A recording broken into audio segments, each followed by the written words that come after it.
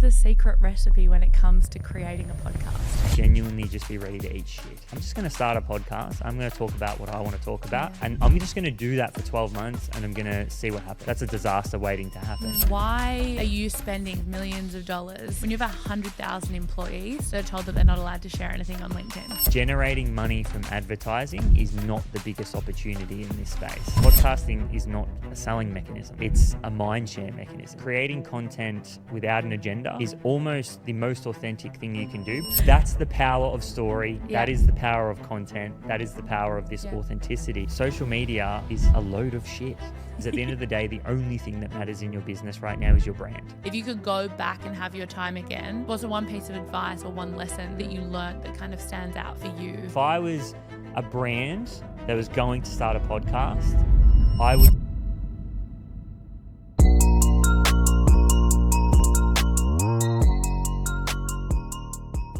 Kyle, welcome to Top of Mind. I'm really excited to be sitting here with you because your podcast was actually one of the very first podcasts that I started listening to. And I haven't said this to you yet because I wanted to save it for the podcast, but it feels like a bit of a full circle moment sitting here with you, interviewing you and getting the opportunity to pick your brain because I love the way that you set up podcasts. I love the way that you interview people. And I feel really privileged to be sitting here with you today. So thank you. Well, thanks for having me. And I must say it feels a bit weird you saying that because I think the biggest, for me, one of the biggest eye-openers was that the numbers that you see, on the screen of people listening are actual people. And that still surprises me to this day. But, thank you for the kind words because I always think to myself, I hope no one really listened in the early days or no one goes back to the very beginning because it's honestly one of the things that I dread the most. Yeah, no, I love it. I think I have closely listened to pretty much all episodes, but today I'm really excited to be talking to you specifically about podcasting, how it can be used as a marketing channel, how it can be used to create content and amplify and build a brand. And I think I'm going to start with the stats because the number of people who listen to podcasts have increased over 40 million globally in the last year. In Australia, it's up over 1 billion podcasts. And you have a podcast that sits in the top 1% worldwide. So what is the secret recipe when it comes to creating a podcast? I've probably gone a few different ways with this, and I would say that the thing that I probably learned from, say, day one to now is that one of the most important things is authenticity. And that's probably a very stereotypical answer, but there was a period of time when I first started where I was probably not asking the questions that I would love to ask. And I was also trying to portray, or copy, people out there that are very successful in the same space. Whereas I think the second that I really just said to myself, I'm not necessarily going to get scared of the person in front of me or put them on a pedestal, but instead I'm going to be authentic to me. And what that ended up actually doing, which I think is the key insight, which was almost, I would say, very transformational for me in general, was that I feel like you can't manufacture a community. And what I mean by that is that when I took the leap into authenticity and said, I'm just going to ask these questions based on what I really want to know, and I'm not going to try to be smart. I'm not going to try to match the person in front of me act as smart as they are within their expertise. Yeah. Instead, I'm just going to act really curious, which is what I am naturally as a person. And I'm just going to ask the questions that if I was out for coffee with this person, what would I actually ask? So I think, look, that's a kind of a broad answer of what I think the secret recipe is. I think we're in an age where brands need to humanize. I don't think we connect ourselves to logos anymore. I think we connect to people. Influencer marketing probably showed us that over the last 10 years. And I think now content's really showing us that too, is that when we follow a brand, we more follow the people that are connected to that brand now. And most purchases in the world today are done because we like the brand. We have this connection to it. So I think there's probably a lot more nuance and details to that, but I think the kind of big picture here is that brands need to humanize, and content does that, and putting people at the forefront of your brand. And that's what creators always do, but from a brand perspective, it makes a lot of sense. And then just authenticity, like what is your conversation that you want to have with the world? And a podcast for me was, it was my chance to have my conversation, like I'm very interested in business. I love learning from smart people. I love learning about business. I love learning from people's journeys and then taking that on myself. And, I would say that for me, that's probably been the biggest thing, is that like I've interviewed some incredible people that I was just like, wow, I can't even believe that I've even been able to sit across from this person and pick their brain. And, I would want to do that if the cameras and mics weren't on. That's what I would love to do. So for me, it was just like that. This is my conversation with the world, and it was authentic to me. It wasn't someone else's. And that's probably what I think the secret recipe is as a broader concept. If you've got a second and you're enjoying the episode, I would love if you could leave us a review. Yeah, and I think, talking about authenticity, I think one of the reasons we see the rise of these huge movements or fandoms or communities, you take one look at what's happened with Taylor Swift across the country in the last few months. The same again happened this week with Fred again in Sydney announcing shows. They've built this community by sharing, the authentic side of their brand. They've got this shiny, beautiful, manufactured side of their business and their brand, but then they've also got this like really authentic point of view and what they share. And I think that's why, growing up, I never really had like a huge fan. I wasn't a fan of anything, right? Like I liked the bands that played, but we only had to connect with them through like a couple of channels, right? We had magazines, and then we had maybe what was on the internet at a particular time, but there wasn't this constant role of authentic content being generated. So when it comes to brands being authentic and turning up as themselves, if, for example, I'm a fashion label and I'm wanting to create a podcast, what authenticity do they have to bring to that podcast for people to go, oh, this is really interesting, because they're interested in fashion, but how do they connect with that audience that might not be used to seeing them in a podcast medium? Yeah, I think naturally, I'll start with like a concept that I think about pretty deeply, and that's this idea that you are the niche. And the reason that you are the niche as an individual, or even when we talk about the brand itself, brands in general, in my opinion, are built like humans. We're always trying to create a set of values. We're trying, and like, if you think about this, why would we create a set of values for our brand? Well, it's a pretty easy and simple question, is because we're trying to attract people to come and work for our brand who also share the same values. Yeah. And then we're also trying to attract customers that also share the same values. So naturally, the way you build a brand is actually the same way you build a human. And so for me, this whole notion that whether you're a creator, an individual, or a brand, you are the niche. And the reason you are that is because you are trying to attract similar people to either purchase or to work for you, or just to have any sort of relationship. And that's what we do as humans. We hang out with people that share the same values as us, that we care about the same things, they show the same interests.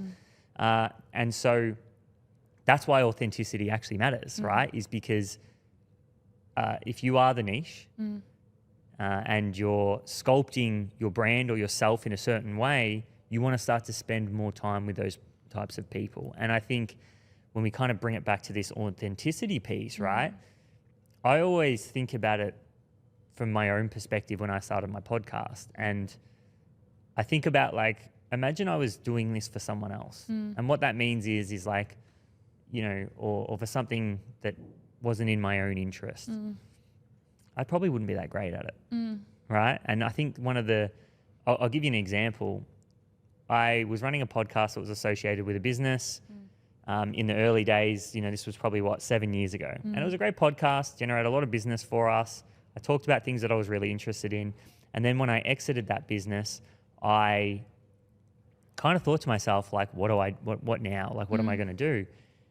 And the thing that I got most excited about was like, I'm just going to start a podcast. I'm going to talk about what I want to talk about. Yeah. There's no agenda. And I'm just going to do that for 12 months and I'm going to see what happens.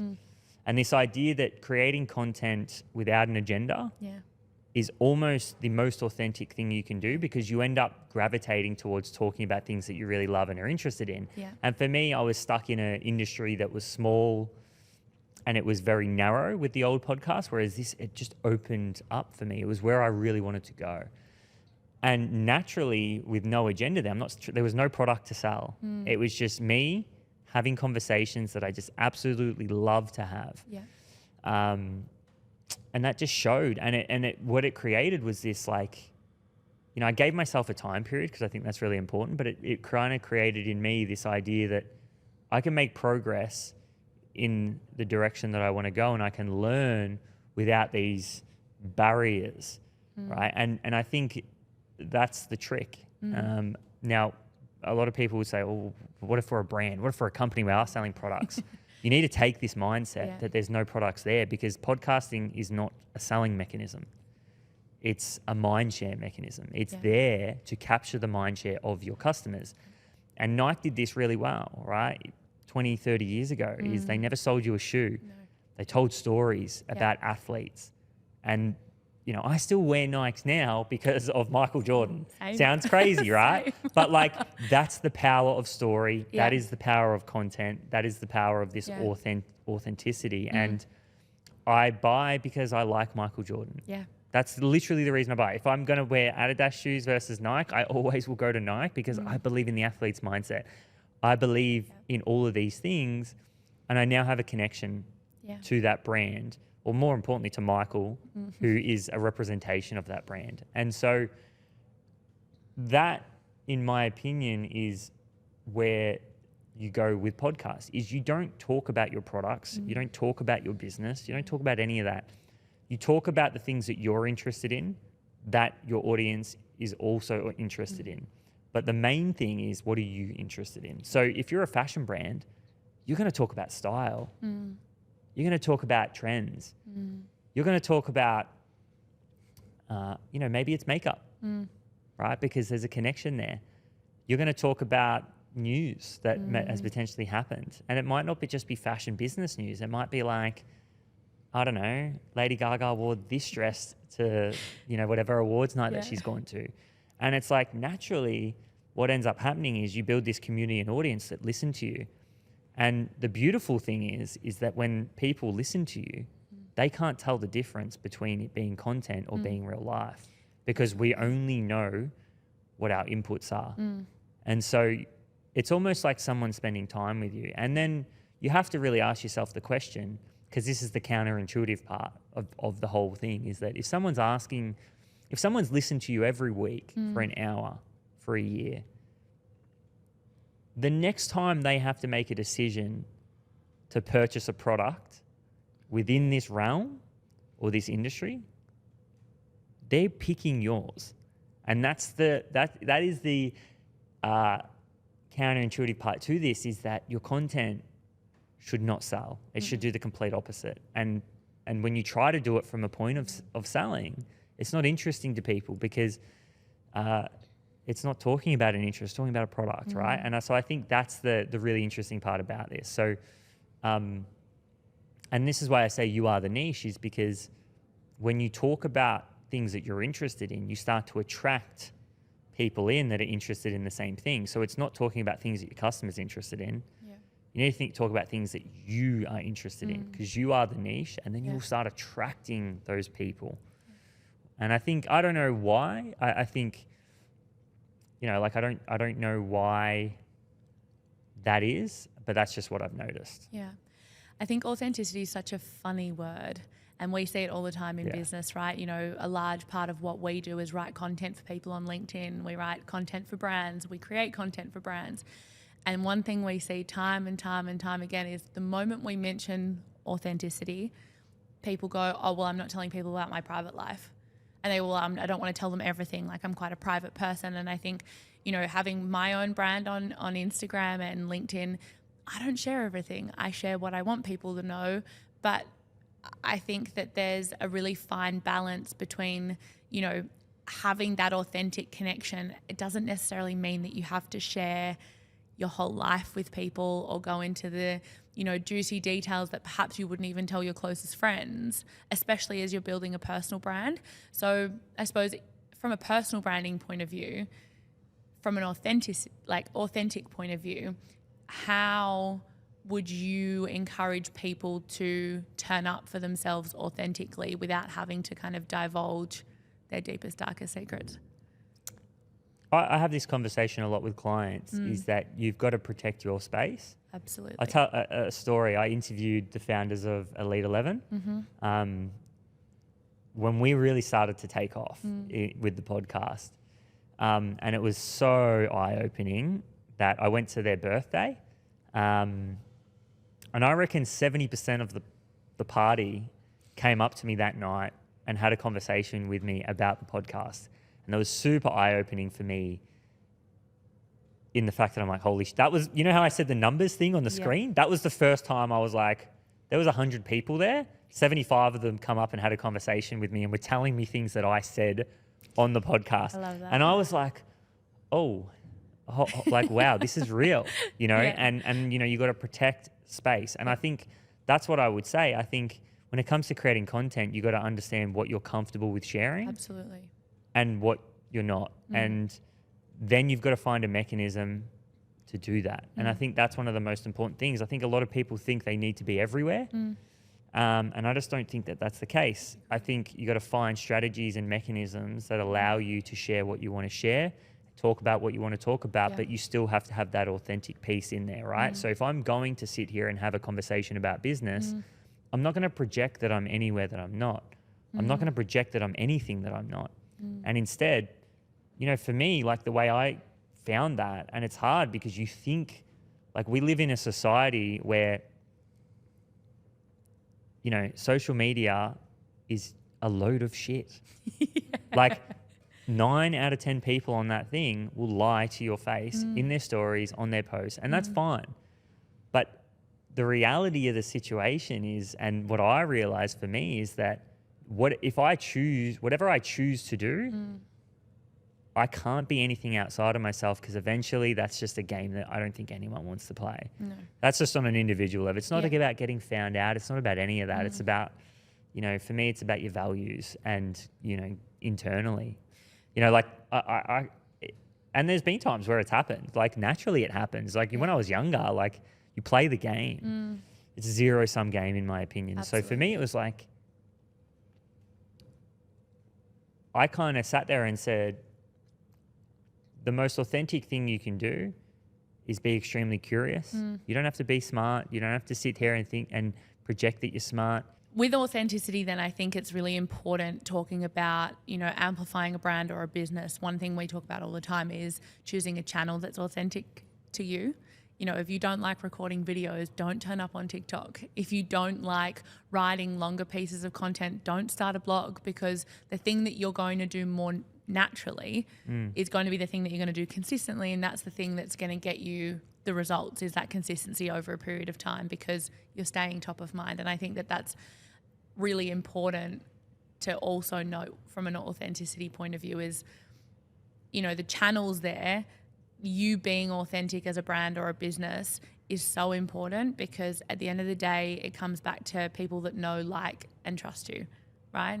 And I think that for me, you know, the difference between buying an Apple computer versus a Microsoft product or something like that is about the fact that I feel as though I know, like, and trust that brand. So talking about, I suppose, authenticity, but then channel selection as well. You've said it before that your podcast has been used as a marketing channel which generates revenue and leads for you. Now, my marketing background, I know that every single client comes to me and they go, well, what's the return on investment? I'm going to invest 30 grand to start a podcast. When can I expect to see the return on investment? How do you answer that for people and businesses? I think a lot of people look at content creation like they look at running a Facebook ad and going, my expectation is that I'm going to generate, if I'm spending $1,000 on content this month, then I should generate $4,000 in revenue on the back end, and that needs to happen next month. The reality is that's not necessarily what content creation is. Content creation is a brand building mechanism. And I always think about brand, or really simple terms. Brand is making future marketing more effective. And so when you think about that, and Mark Ritson, I don't know, he's the man, but I'm a big Mark Ritson fan. Ritson. Yeah, I'm a big Ritson fan. And the 60-40 rule, Yeah. This idea that you should be spending 60% of your budget, your marketing budget, on branding. Yeah. And the reason is because when we actually break down making future marketing more effective, you need to think about that. How do you make marketing more effective? Well, it should cost you less to acquire a customer. And that's what branding does, right? So when Nike go and do this commercial with Michael Jordan, they're not thinking about direct ROI from that advertisement. They're thinking about, how do I connect with this customer so it costs me less for them to acquire them the next time, or for them to repurchase. Because once I get them, it's a lot easier to sell more products to that one customer than it is to acquire a completely new customer. And that's really what brand building is all about. So the biggest, we had a decision to make when the kind of journey that I went on was, I want to give myself 12 months, no strings attached, figure it out. What's the opportunity in this space? Because I knew that I could just feel that there was something happening. And you've either got really two options. You're either going to go out there and you're going to create a network, or you're going to go out there and you're going to create the railroads. And for me, the network, I played a little bit in that space first up. It's actually really funny. We brought in some talent, launched the show, completely failed, bombed. And I was like, there was a lot of lessons in that for me. Yeah. Which were? The biggest lesson was that generating money from advertising is not the biggest opportunity in this space. And then at the same time, you've seen companies like Nelk, who, were launching Happy Dad, which is now one of the most successful seltzers in the world, on the back of their ability, on the fact that they had an audience already. Prime, Logan Paul KSI, Mr. Beast, Feastables. For me, that I looked at that and I said, that is the biggest opportunity in this space. And in my head, I termed it creator commerce. Yep. This idea that content creation and commerce are on this massive collision course. And they're already colliding, but it is only going to it's only going to get adopted more and more and more and more. And so for me, the biggest opportunity in the space is not about generating advertising revenue, because there's one common rule with advertising, is it only gets more and more expensive. So for me, it was actually more about this idea that commerce, this idea that you can sell products on the back end. Of creating content, that was a huge opportunity. And I then actually went away and did some research. And I went to actually, I think it was either the late 1800s or the early 1900s. And this is just how my mind works, by the way. I was like, okay, who's done what we're trying to do? And who would I say the biggest companies in content creation have been over the last 100 years? Because I like to look in 100-year cycles. And I went back and looked at Warner Bros, whichever one it is, but and how they grew. And so we all know them for the movies that they create, but where they actually originally started was they actually went out and bought studios all over America. And so for me, it was just around infrastructure and the fact that, okay, like I asked myself a few questions. The first one, do I think content and commerce are going to continue to collide and that this industry is going to grow and expand? And the answer, in my opinion, was yes. And the numbers also said that. So, and then the second question was, is there someone in Australia right now building the railroads for this? Like, you know, is there a good enough option for a business to go out there right now and actually create content? And my answer to that was no. And so then I was like, okay, great. Like I'm going to go in this direction. Yeah. And my bet was that, and we're not there yet, right? But my bet was that I think the biggest opportunity is that brands are going to understand that content plays a massive role in brand building and their ability to make future marketing more effective. And they're going to look at the early adopters, such as Logan Paul, Kim Kardashian, all these people that have been creating content and are now building the quickest and fastest growing businesses in the world, and say, I want a piece of that too. And so I think that is the biggest opportunity for brands, is being an early adopter, creating content, humanizing your brand, building connections that you previously didn't have that are going to last a very long time and that are going to make future marketing more effective. Which then I suppose begs to ask the question, what comes first? Like the personal brand or the community, so to speak, or the podcast? Or, you know, if you're creating content, so for example, you've got someone at the moment that doesn't have a big following, doesn't have a big community, but wants to build their personal brand, or perhaps they've got a business that they're growing. If they don't have the personal brand or the community yet, do you think, would your advice be to grow that personal brand and community first? Or would it be start the podcast and grow it that way? I don't think you can grow a personal brand without creating content. Yeah. That would be my answer to that. Is like, I actually don't think it's possible in the modern age. Yeah. I think, you know, you think about, I'm sure if we all pulled our phones out right now, we would be disgusted by the amount of time that we spent watching content on them. Oh, I am. And you know, like, I don't even think I'm that bad, but it would be horrible, right? Yeah. So to think that that is where people spend a third of their day and the other third is at work or with their families or, you know, or playing a sport or whatever it is that they do. I think that in order to build any sort of brand, whether it's a personal brand, whether it's, you know,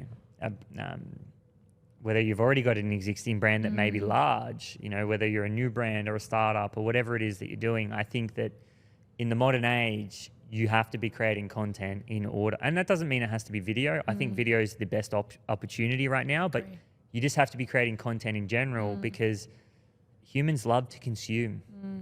And so I think that my answer to that would be, the reason I love podcasting is because it takes this,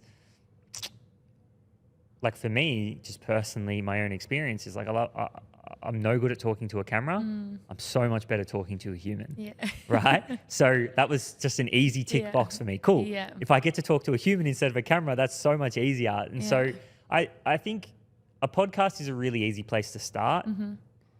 You know, not everyone is like the Ibi Akbars of the world and can like do these crazy skits on camera and have all these creative ideas. It's actually the complete opposite to what I am. I'm a people person. I love talking to people. I think, you know, Pivotal Conversations was built on the premise that conversations are life-changing, right? And you know, I think everybody can pinpoint a moment in their life where they had a conversation that completely changed the trajectory of their life. And so for me, a really simple thing was like, cool, what's my conversation? Podcasting is a great way to do that. And then just by having that conversation on the back end, you start to build this brand. You start to build this community as a byproduct of having the conversation. So very long-winded answer, but I think it is the idea that you need to create content to build brand. I think, I'm going to stick by that. You need to create content. There's other factors, but you do need to create content in the modern age to build any sort of brand, whether it's agree. individual or not. So I think that's why a lot of people understand that they have to be in this space, and then it's just about finding the right mechanism. And what if there's someone that's just starting up, for example, you know, like podcasts aren't cheap to do well. You know that. You've gone, you know, years and years of podcasting, and I'm sure you've tried all of the different routes of shooting content, which microphones you prefer, which camera content, which producers work, which don't, you know, the lighting and everything that we've got here in this beautiful studio. You obviously didn't start like this. You started in a co-working space, and you tested and you learned what worked for you and what worked for your audience. So for someone just starting who potentially doesn't have a huge amount of cash to splash when it comes to producing great content, where do they start? Yeah, I think the first thing that I would say is that there's two sides to this coin. And the first side is that, yep, the bells and whistles are all great, and they allow you to penetrate a market by getting video content and doing whatever you want to do. But hey, I know creators that are going, like one of our clients, Danny Rance, is like going viral right now, shooting reels on his iPhone in his lounge room. He's grown 30,000 followers in like 2 months. So that tells us that as much as all this is great, it's not the only factor in growing an audience. And so another one of our clients has actually started their podcast by walking around their house, talking into their phone, and has grown a podcast that, you know, has generated over 150 reviews before they actually started with us. And the reason that, and most people would say, well, like, why would they actually start with you? And it's because that there's two sides to the coin. There's the content itself and what you talk about. And that's really important. Absolutely.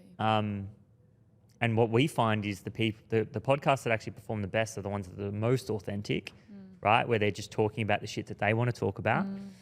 And then there's the other side of it, which is then penetration and the ability to accelerate, right? And so I would actually say that the most important factor is the first, which is what you talk about. And then if you want to accelerate growth, that's when all this stuff comes in. So for me, like that's the way to think about it is you don't need to start with all the bells and whistles. You can start on your iPhone. You can start with a mic in your lounge room, and you can have success. Now, it's a sliding scale, and there's no guarantees no matter what you do. But the most important thing is refining what it is that you talk about, and that is that journey of like, okay, is this actually authentic to you? Do you actually care about it? Are you interested? Because that'll come out in your work. And then once you kind of find that space, then you can really start to accelerate growth, and create a perception as well. You know, like if you're a creator who is just creating content for the fun of it, you can almost get away with like just your iPhone. But if you're a brand who is trying to uphold a particular perception, which is part of branding, then, you know, it might be something that you need to consider. So I think it's different for everybody, but I just kind of keep coming back to those two pieces. It's like one's there to accelerate, but, you know, you still need to refine what it is that you talk about. Are you interested in it? You know, like even just being a host, like it is such a different experience, right? So refining that craft takes a bit of time. So I think my advice would be just to start however you can, wherever you are. There's no place like right now, or no time like right now, and get started however you can. And then, you know, based on your budget, based on where you're at, make decisions that are in the best interest of you. And take those steps, you know, and if you want to accelerate growth, then all this stuff can be really, really great. But if you're not in a position to do that, start where you can. Absolutely. And I think it's one of the pieces of advice we give to most of the clients that work with us is start with the minimum viable product, right? Like it's a huge marketing term and I fucking hate buzzwords, but MVP is like your minimum viable product. What is going to get you in front of your customer that might generate some cash flow or might generate some leads that then allows you to grow that business. And I think secondly, you know, your point around perception comes back to what we were just talking about off air around you know, the argument of wearing activewear at work and, you know, how you want to be perceived. It's like, do I love living in activewear? Absolutely. Am I going to turn up to a really important client meeting in my activewear? Probably not. And I think you're right as well. It's like, it depends on what you want people to take from that piece of content is how you then show up. We've said the word authenticity. My opinion on what authenticity actually means is the ability to be yourself the ability to be yourself while accepting the consequences. And so we had this conversation around, is it okay to wear activewear to work? And the reality is there's no right or wrong answer to that. No. There's just a personal answer. And if my choice is that I want to wear activewear to work and I get fired, that's a choice that I made and that's the decision that I have to live with. Yeah. And that's what makes creators amazing, right? Like their superpower is exactly that. And it's actually the thing that is going to cause a lot of the larger brands, like these big corporates that are just so ingrained in this old way of work, this old mentality, is that we have to uphold this particular perception, right? And I totally agree. One of the best pieces of advice that I ever got from someone that I would consider a mentor of mine was that brand is more about defense than it is offense. And that when you create content, you need to understand that what you talk about is actually going to attract similar people. Yeah. So if I'm, as a business and as a brand, if we value one thing, but we start creating content about another, that's going to be a recipe that's a disaster waiting to happen. And so, but that's why when we're creating content around a brand, it's really important to understand about the humans that we pick to represent that, right? Like imagine I'm a brand, I need a human, right? That's why there's probably no better person than either the CEO or the founder, right? Because that person is at the pinnacle of the business. They are the best representation of the values, not all the time, but they should be. They should be. Right? So that's why that's the best person to do it. And people want to hear from these people these days. Like that's again why I think, you know, if the CEO should be spending as much time talking to stakeholders and shareholders as they can. And I think, like, coming back to that, is that authenticity is the ability to be yourself and accept the consequences. And, you know, for the larger brands, that's the hardest thing is, you know, a lot of the time there's a lot of red tape there. And I think it's because they're not putting the right people to do this stuff. Yeah. Right. Whereas if you get the CEO, and you know what, it's not a bad thing if the CEO says something that's wrong. Yeah. Right. A lot of people think it's a disaster, but it's like, hey, if that person is not a true representation of the company and their true beliefs eventually come to the surface, that is a net positive long term for the company. Absolutely. So that's the interesting debate right now, in my opinion, is what are the companies that are too large to fail right now doing? The innovator's dilemma. It's Google, right, with AI at the moment, who, you know, it's an absolute disaster for them right now. You know, and it's because that there's so much red tape involved currently for these brands that are big that, you know, it's the Netflix Blockbuster debate. Absolutely. Right? Why didn't Blockbuster, you know, innovate? Yeah. And it's because it was sitting right in front of them. Yeah. And I think I've noticed that over the last couple of years. Obviously, one of the pillars of our business is personal branding.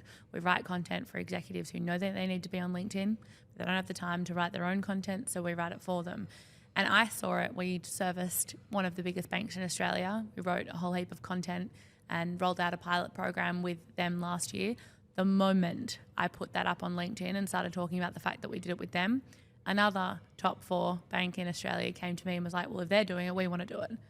And I think that it's that ability to recognize an opportunity in personal brand. You know, I talk about it all the time. Is like, why are you spending hundreds of thousands of millions of dollars on building brand and billboards and TV commercials and radio ads and everything like this talking about your brand when you have 100,000 employees that are told that they're not allowed to share anything on LinkedIn. And it doesn't make any sense.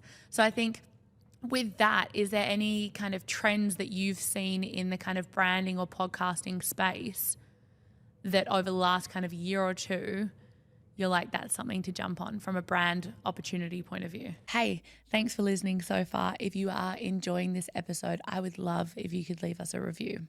Yeah, I think the brands that are growing the quickest at the moment are the best at. This actually is really interesting, and it's something that I've noticed a lot of. But it's this idea that you build your brand around a specific personality, and that's what we talked about before with Nike and Michael. But like Elon Musk is also probably one of the absolute pinnacles in terms of this strategy. That the reason he like if you think about him on Twitter, he is like unapologetically himself, and that's why people love him. And then they build this connection to the brand. There's another one. I don't know if you follow BetR. Yeah. So BetR, and they've got this like skinny, scrawny guy named Derek that they've built their whole brand around. And it's like, because that's, if you think about this, and I've thought about this pretty deeply, what is BetR Derek? He is this annoying, in-your-face guy that just says, like he's so annoying, right? And like the way he acts on camera is like fuck you, man. And he's in your face and he's so annoying and he's like that really like how does this guy have so much confidence, blah, blah, blah, blah, blah. But then you go, okay, well, what's better? Yeah. They're coming into an industry that's been around for 100 years and they're going up against some of the biggest conglomerates in that there are. You think about the gambling space and you think about there's like 3 companies that you know the name of. Yeah. And then you go, who else did they sign? Who's a shareholder in that? Jake Paul, who there's a bit of a common theme here. So they're better and they've been able to grow. They're capturing market share at a really great rate. And it's because they go, this is who we are as a company. Who are the best personalities out there that completely resonate with our personality? We want to come in, we want to be that annoying kid. Yeah. And so they go and get Jake Paul, and then they build they build their brand around a personality through creating content around this skinny, scrawny, annoying guy, BetR Derek. Yeah. Right? What a name. Love it. Yeah. But like, think about it. It's so memorable. Yeah. And like, he is so memorable. And now I associate BetR with BetR Derek. Right? Yeah. And now I've got this personality that I'm associating with BetR, and I know who they are. I know what they represent. Now, are they my cup of tea? Probably not, but I'm sure the younger generation, right? Like I reckon they're attracting the Gen Xers. Is that the right? Is it Gen X? Gen Z. Gen Z? Yeah, Gen Z, not Gen Z. Gen Z. I can't keep up. There's a new one every so the month. Gen Z, right? Yeah. Like they're gonna love that. Yeah. They don't really like. You think about like Gen Z. Sorry, I'm losing it. But like you think about the older generations, right? They don't want that. They want like the boring, been around for 30 years. Whereas like Gen Z, they just like, they want like, they're all got attitude. That's the one thing. If you think about Gen Z across the board, all of them young, attitude, don't care what old people think. Yeah.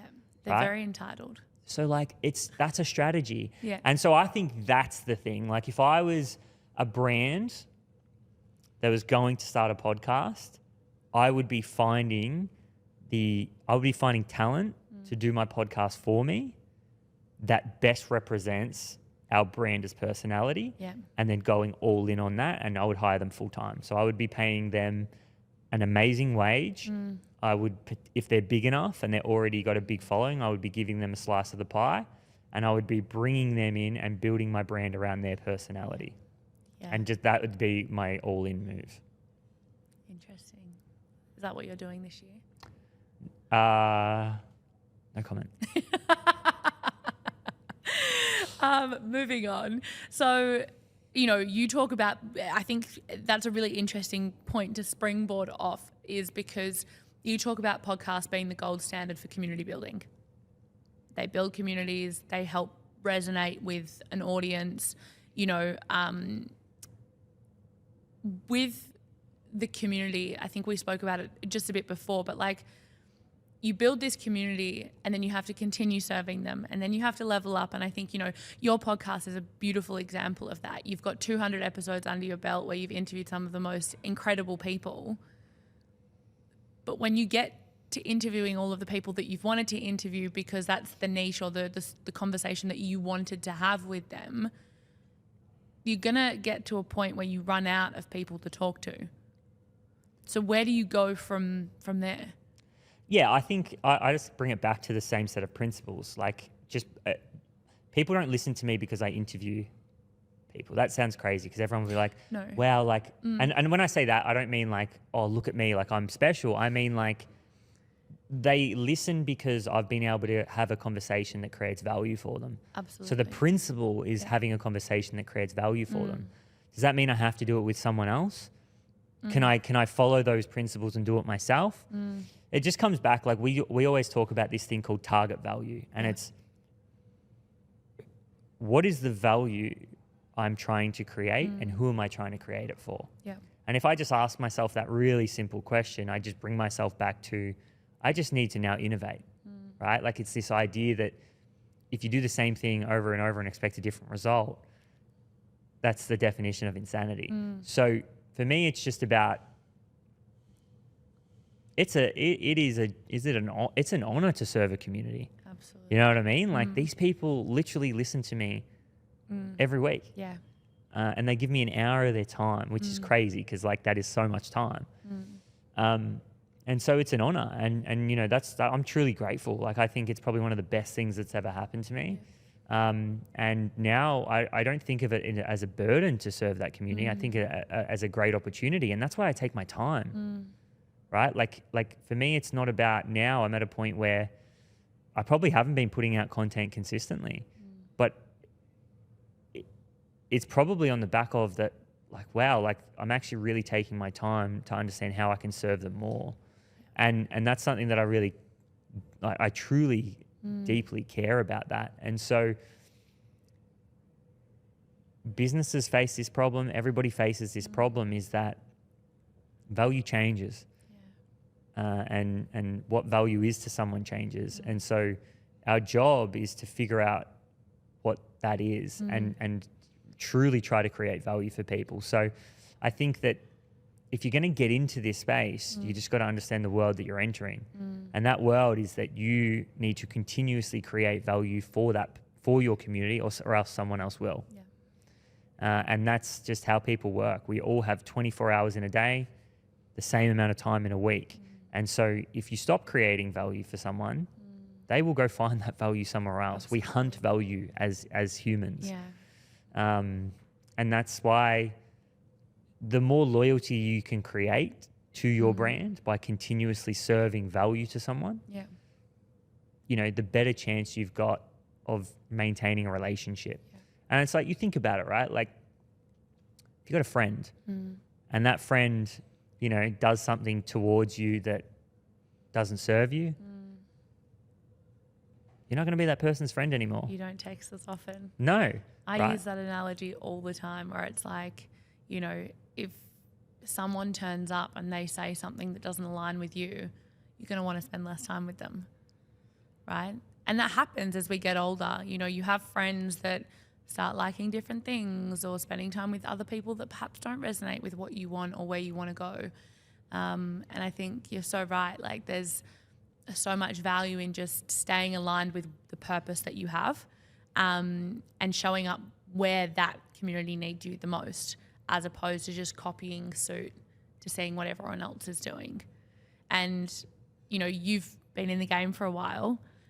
If you could go back, you've said you've launched things that have flopped or not made it before.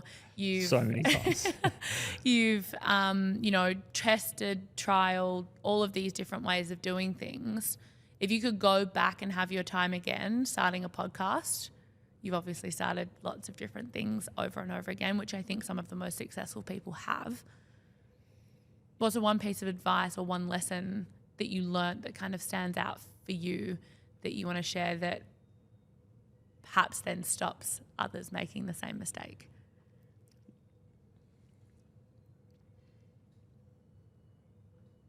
in podcasting or content creation or just general? Both. I think it's like genuinely just be ready to eat shit. Like, I think a lot of people get into things. And for me, it's probably been, I could say over the last 12 months, learned that again, you know, like having my daughter, renovating a house, starting a new business. Like, I feel like I'm in this next phase of my life where I'm learning so much again. And it fucking sucks.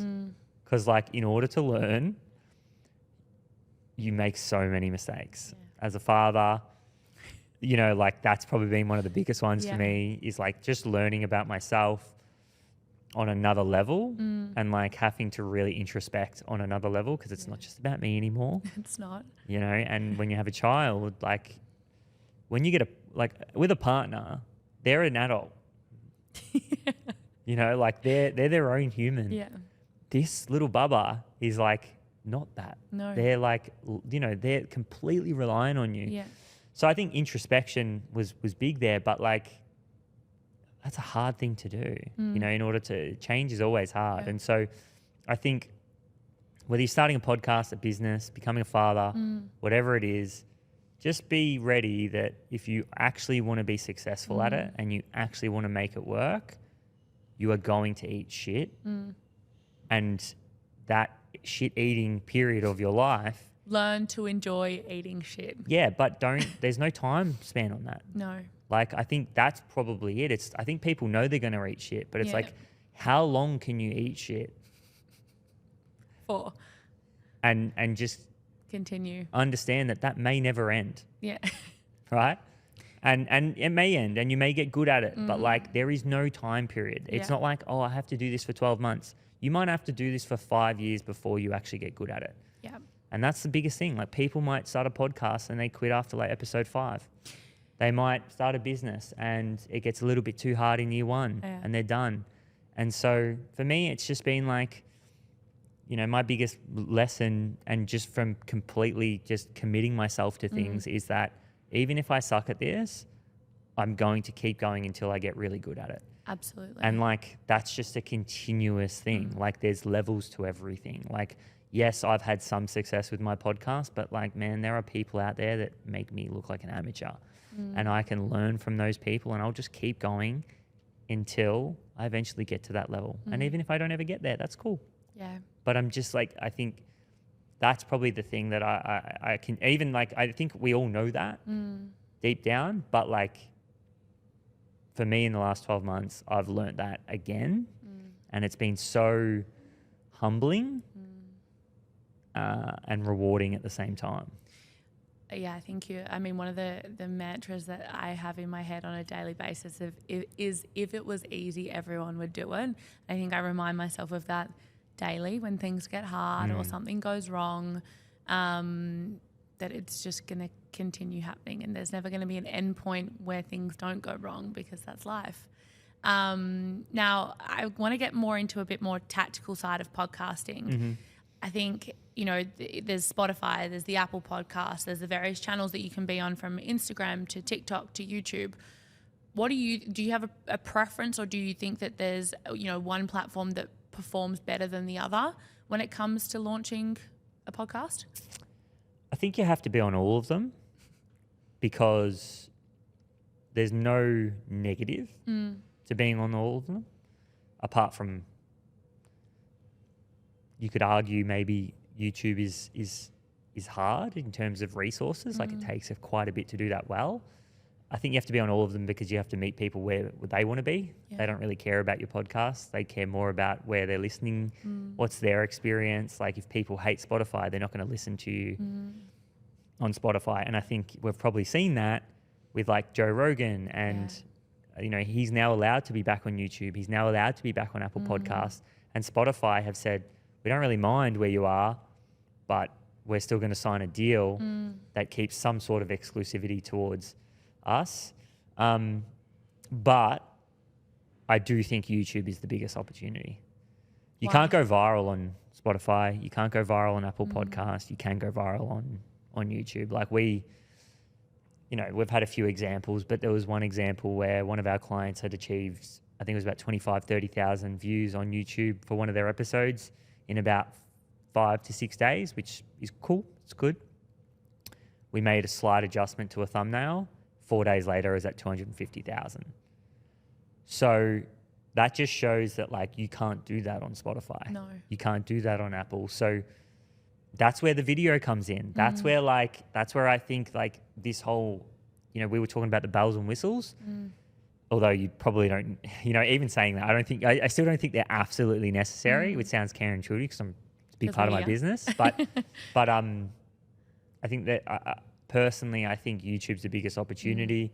I think it still has the most amount of watch time as a platform. It's still miles in front of TikTok, and TikTok's just gone past Instagram and all these in terms of total watch time. Yeah. So YouTube's still so far out in front. YouTube is, in my opinion, the new TV. A lot of people don't watch broadcast TV anymore. They want to watch things when it suits them. And it's democratized. And so I think YouTube's growing as a platform. I think it's one of the greatest business opportunities of the decade. And, even just from an investment perspective, like I think they're going to be the winner.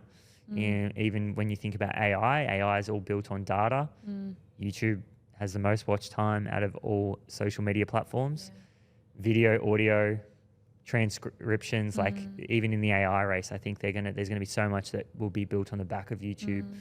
But just as someone who's creating content, if you have the resources to do it, I believe going all in on YouTube is hands down the greatest thing that you can do because of all the things I just mentioned. But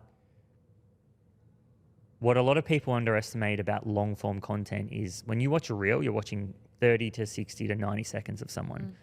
When you watch a vlog, a podcast, you're literally spending 60 to 70x that amount of time with this person. And so, but you also get the benefit because like every vlog can turn into 5 reels, every podcast can turn into like 10 reels or 10, TikToks or whatever it is. So like going all in on that long form piece of content and then growing that over time on a platform like YouTube that has great discoverability. Like if you can go viral on YouTube with your full episode and then double that down and go viral across TikTok, Instagram, YouTube Shorts with all of your shorts, it's just such a powerful engine in order to grow your brand. So that's where I think that personality comes in, like going away and, potentially giving equity to like an up and coming influencer or creator that best represents your brand and then building a show around them, whether that's a podcast, whether that's a vlog series, like whatever it is, there's so much, and then just building content around them, like there's just so much opportunity there that I think, a lot of brands aren't tapping into, but I think it'll become pretty obvious in the next 2 to 3 years. Yeah. And I mean, like the brands that do it well, right? And I think the crazy stat around 99% of podcasts don't make it past episode 20, terrifying. Yeah, but also like, man, it is so easy just to get to episode 20. Yeah. So I think, what is it that those podcasts are doing that don't make it past episode 20? Is it just the lack of effort or resources? Name anything you did 20 times that you were good at. Yeah. Oh, wait. Yeah. Like, it's resilience. It's this ability to be consistent. Yeah. It's this too hard basket. And it's also like a lot of people just don't see the value in it, and I think that's where, like, honestly, if you are a startup right now, it is your biggest competitive advantage. Yeah. Because I can guarantee you the big businesses that have been around for 10 to 15 years in your industry, they're not doing this. And the reason they're not is because it's too hard or we don't want to spend our time on it. We don't see the value in it. But in reality, it's the most valuable thing you can do because at the end of the day, the only thing that matters in your business right now is your brand. It's the connection you have with your customers. It's the connection you have with people that follow you. And that's because it is your long-term strategy in business. It is the thing that will keep your customers coming back. Like we just talked about it before, like Was it who just got boycotted that we were talking about? Stanley mugs. Yeah, Like, the big cups. why is that devastating for them as a brand? Well, because now their customers are going to be like, what the fuck? You lied to me. You lied to me. Yeah. I don't trust you anymore. Yeah. So it's this trust factor. Yeah. And we trust people we spend time with because we get to know them. And the beauty of brand building, if you do it authentically, is that you can build this really trustworthy, authentic connection with an audience. And as soon as that's gone, done, capish, gone. Yeah. So, you know, I think, I just think it's so pivotal for startups especially to do this, because your competitors will not be doing it. Yeah. I think one thing you mentioned just before, and I've got a few more questions before we wrap up, but I think you talk about, you know, if you were doing it with a big brand, you'd look at getting an influencer or a celebrity or someone that's really well known or potentially has their own platform in to create content on your behalf. But then, as we just spoke about, trust is one of those things that can be gone in an instant, right? You know, there's that old saying that trust takes years to build and a minute or a second to lose, right? How do brands navigate choosing ambassadors? And I think that's why we've seen brands be more particular around influencers and the type of people that they're working with, because they can be quite volatile assets. You know, you see Kim Kardashian go off and do her own thing now, or, you know, someone goes off the rails and, you know, they're attached to your brand. How do you navigate that when choosing someone to represent your business that's potentially not part of the business? Well, no, I think that's the exact, you just said it. They need to be a part of your business. Yeah. Like, you need to align your incentives. And this is like something that you learn in sales, is that, you know, in sales, it's about finding a win-win, right? That's the best kind of deal. Or you're willing to walk away from it. And that's the key, is that, you know, find a win-win with someone who you think shares the same values as you, and do great work with them. And align your incentives to a point where it makes a lot of sense for them to stick around. And, you know, if you choose the wrong person, or they don't best represent your brand and your values, that'll show up at some point, and that'll come back to haunt you. And it's I think we've all made decisions that we're not proud of, or we look back and go, fuck, why did I do that? And I think the more of those decisions that you make, the more that you learn of what it actually looks like. And I think it's okay to make a mistake.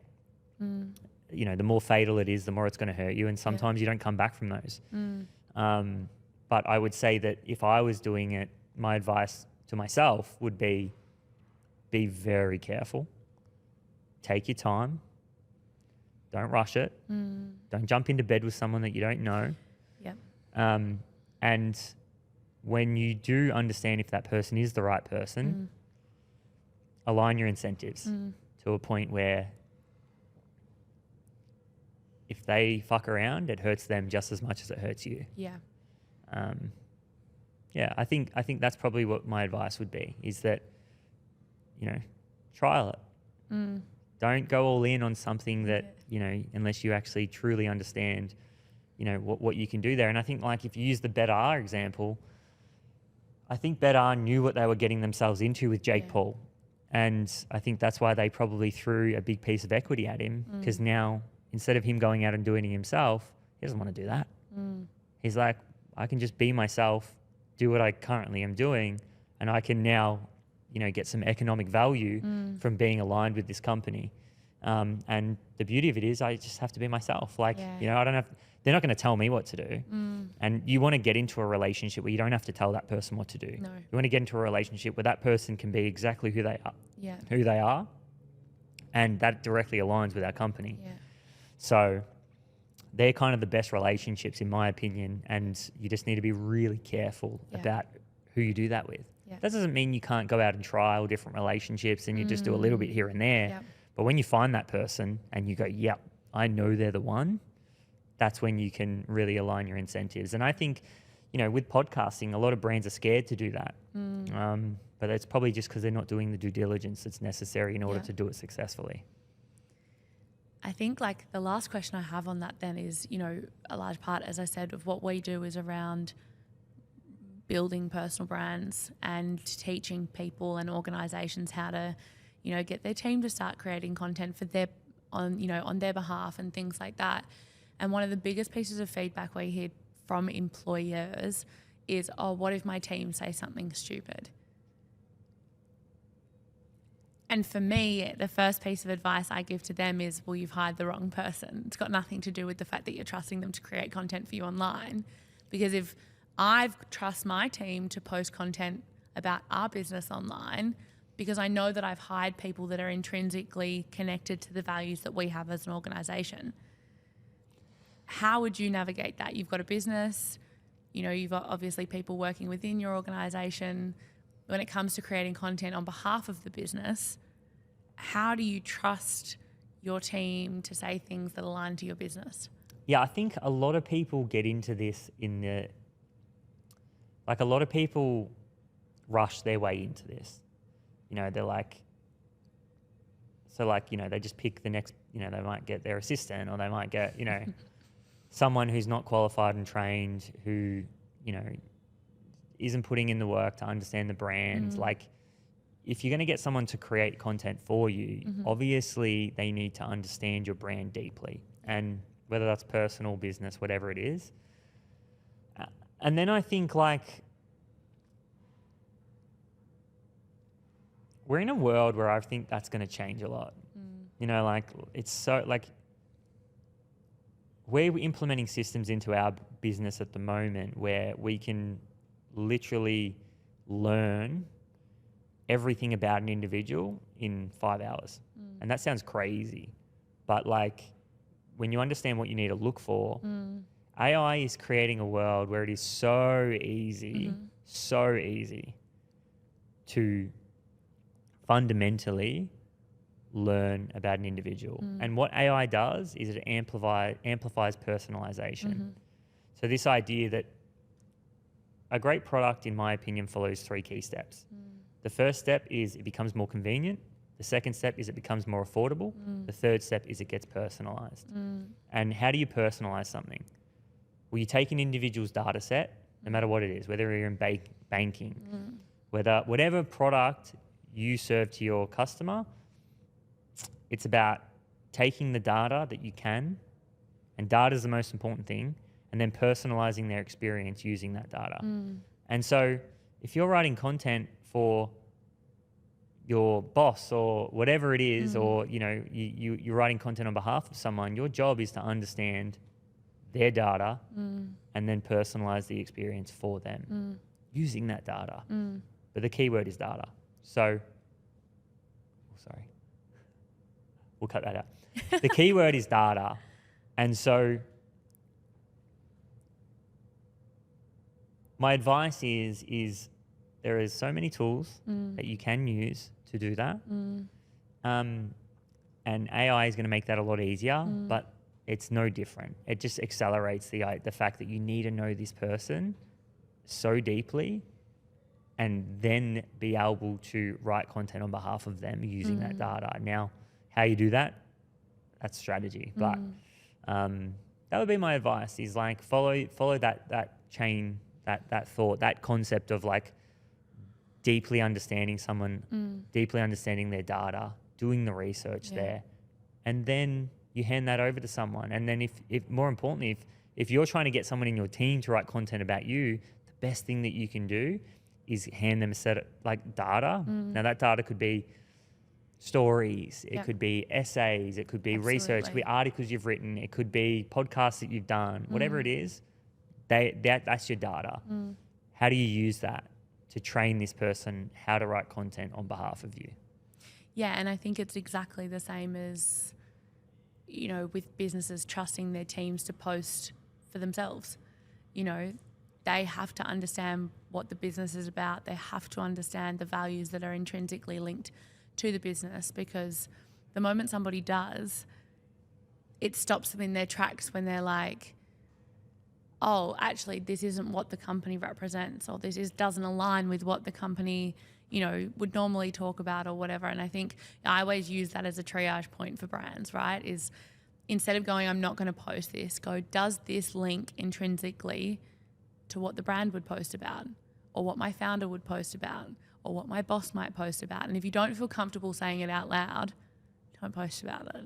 Yeah, and I think as well, like, it doesn't have to start with full autonomy. I think, you know, it can start with setting up, you know, systems where there is review, there is reviewing of content, Absolutely. there is, you know, meetings that are built around, like, okay, let's debrief about, you know, the content and so on. So I think it doesn't, you know, you don't have to have perfectionism from the beginning.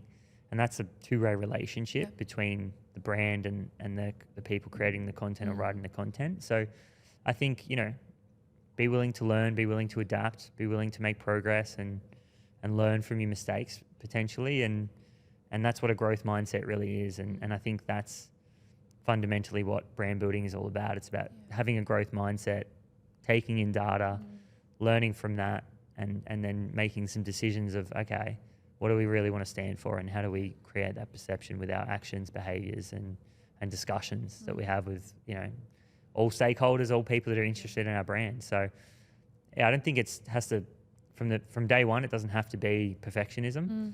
I think it's probably the wrong way to do it. But I think as time goes by, you definitely want to have someone there who, you know, can learn about your brand and deeply understand it.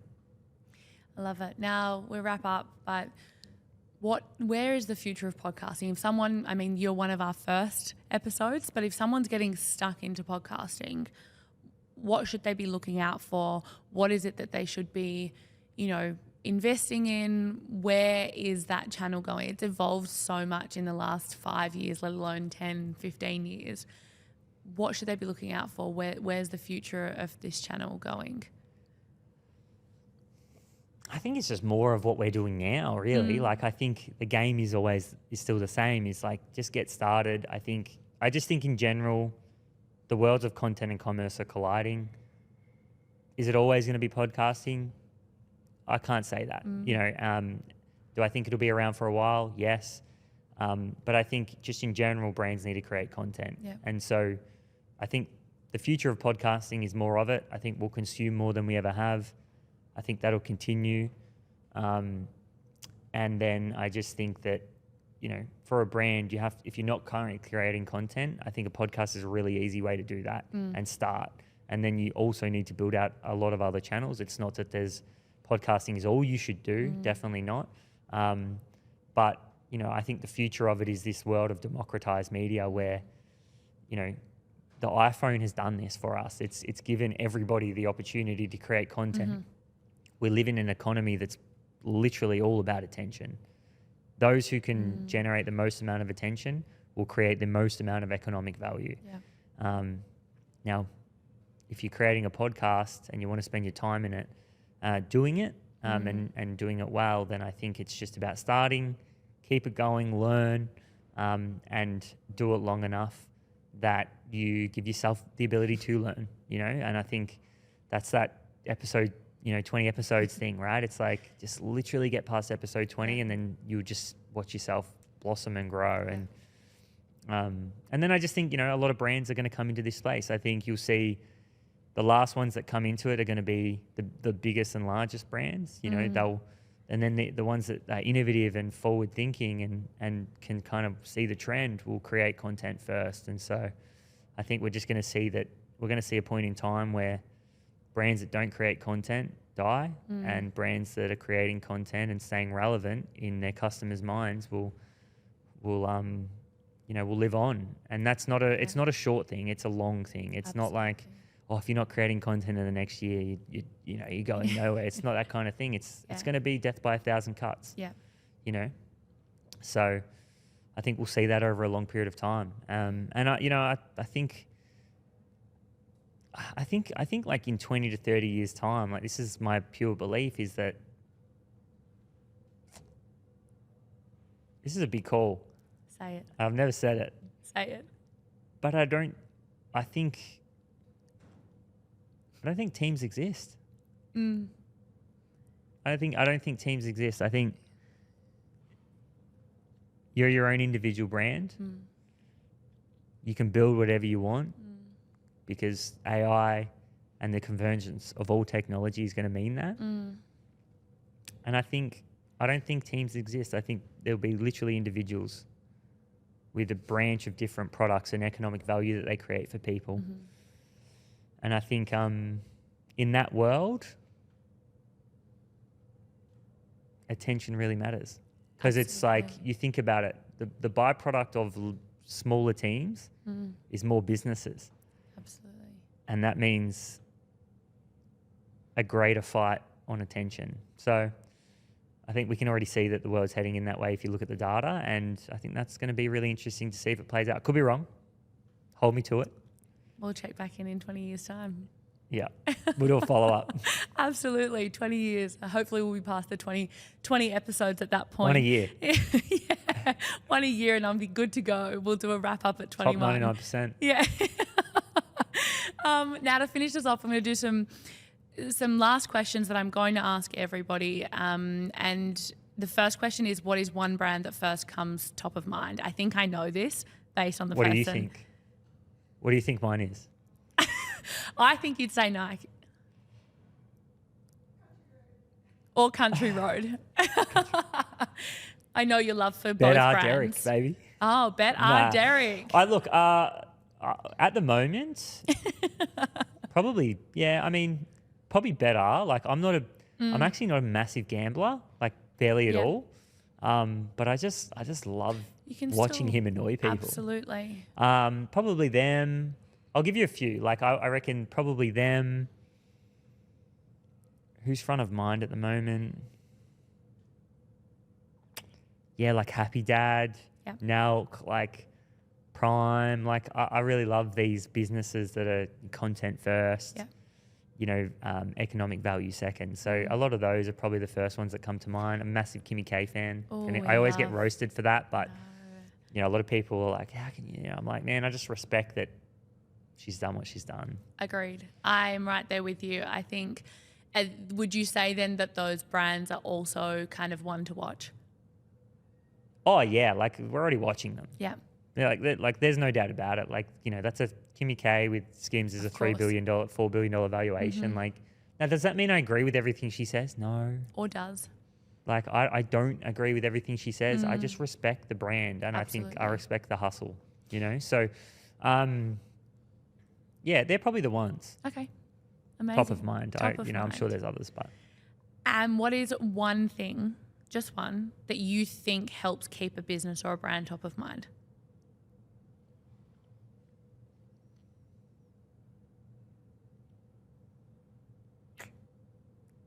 Can't be boring. I think that's one of the toughest things. Don't be basic. Yeah, but like, I'm a basic.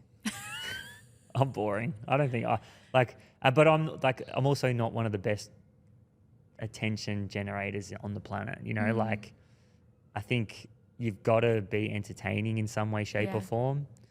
You know who's doing really well at the moment, who I am always so impressed with, is Daniel Gorringe.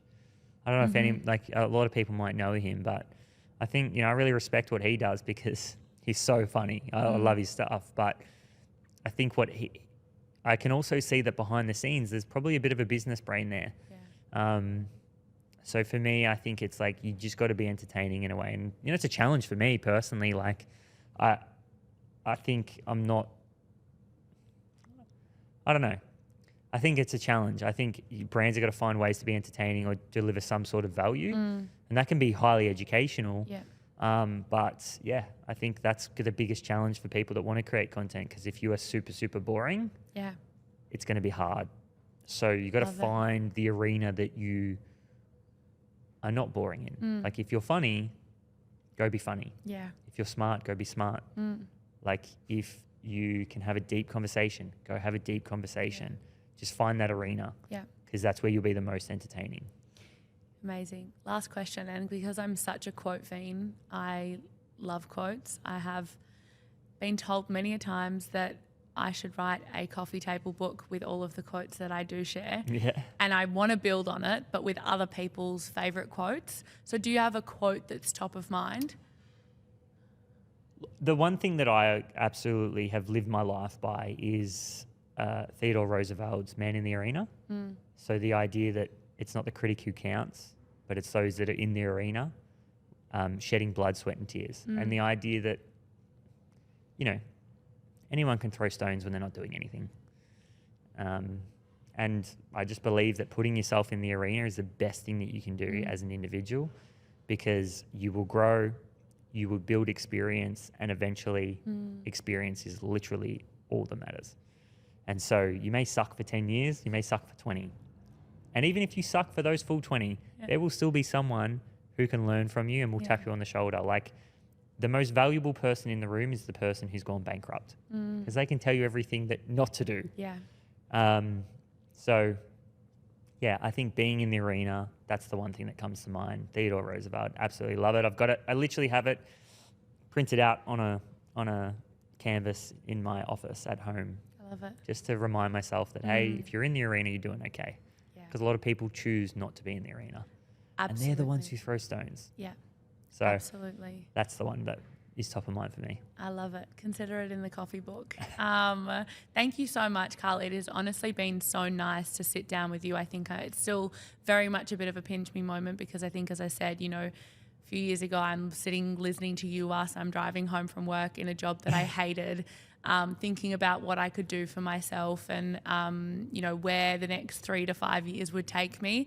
But I love your insights. I love the conversations that we have offline and what we've had here today. And I'm sure so many people can take so much out of this. I know I have, from a podcasting point of view. We're learning, we're testing, we're figuring it out. But I really appreciate your time, so thank you. The fact that you say that still absolutely freaks me out, by the way, and I don't think that feeling will ever go away.